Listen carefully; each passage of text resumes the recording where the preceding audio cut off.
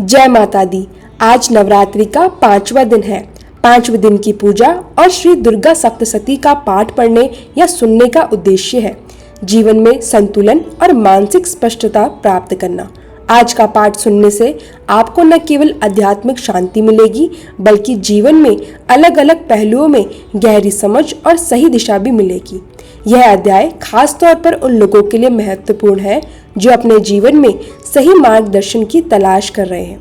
प्रिय भक्तों, इसी कामना के साथ अब हम सब मिलकर आज के अध्यायों का रसपान करेंगे। आज आप सुनेंगे श्री दुर्गा सप्तशती के 9वां और 10वां अध्याय।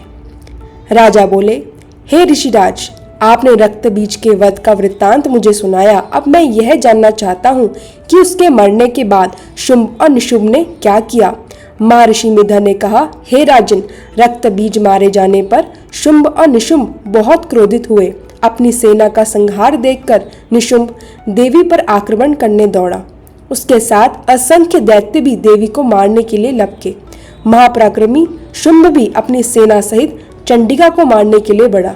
अब शुंभ और निशुंभ का देवी से भयंकर युद्ध हुआ। वह दोनों देवी पर बाणों की ऐसी वर्षा करने लगे मानो मेघों से पानी बरस रहा हो। लेकिन देवी ने उनके सारे बाण काट डाले और अपने शस्त्रों से उन्हें घायल कर दिया।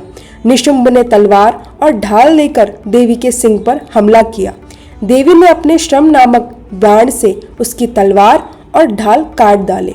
फिर उसने शक्ति से देवी पर प्रहार किया, किंतु देवी ने अपने चक्र से उसे टुकड़े टुकड़े कर दिए। दैत्य ने शूल, गदा और फरसा भी फेंका, किंतु देवी ने उन्हें भी चूर चूर कर डाला।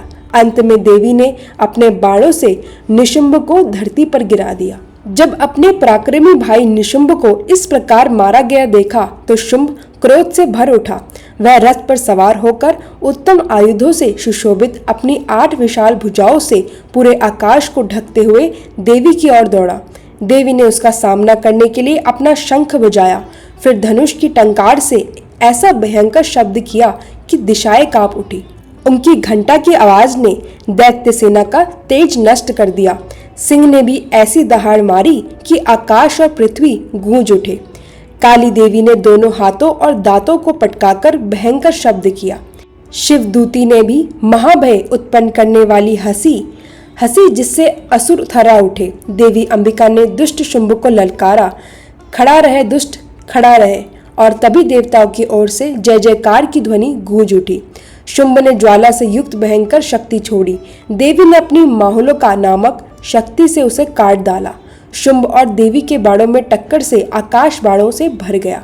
फिर देवी चंडिका ने क्रोध में भरकर त्रिशूल से शुंभ पर वार किया। वह मूर्छित होकर धरती पर गिर पड़ा।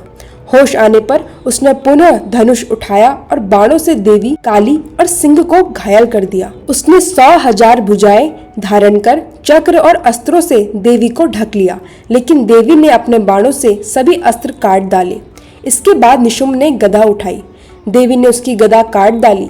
फिर उसने त्रिशूल उठाया, किंतु देवी ने उसके वक्ष पर प्रहार कर छाती चीर दी।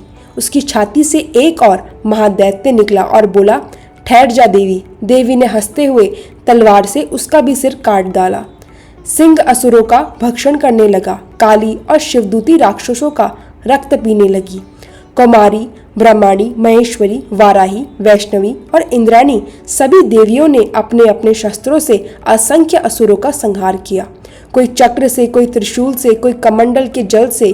दैत्य धरती पर ढेर होने लगे। महर्षि मिधा ने कहा, अपने भाई को मरा हुआ और सेना का नाश देखकर शुंभ ने कहा, दुर्गे, अहंकार मत कर, तू दूसरे के बल पर लड़ रही है। देवी ने उत्तर दिया, हे दुष्ट, मैं अकेली ही हूँ। ये सब शक्तियाँ मेरी ही स्वरूप है। देख, अब ये सभी मुझ में लीन हो रही है। यह कहकर ब्रह्माणी, वैष्णवी, महेश्वरी आदि सब देवियाँ देवी के शरीर में विलीन हो गई। अब अंबिका अकेली रह गई। फिर देवी ने कहा, अब मैं अकेली ही तेरे सामने खड़ी हूँ, ठहर। इसके बाद शुंभ और देवी के बीच भयंकर युद्ध हुआ।